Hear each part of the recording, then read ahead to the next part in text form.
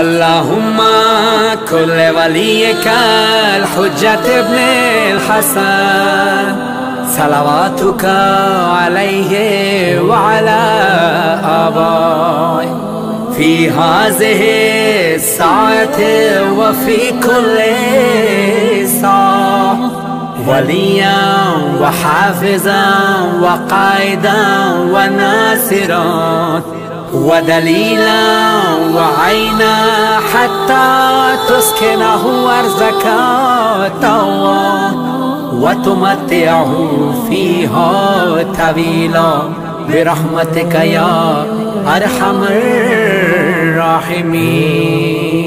إمام زمانا إمام زمانا إمام زمانا إمام زمانا उठा के पर्दा दिखा दो जलवा इब्ने ज़हरा इमाम ज़माना।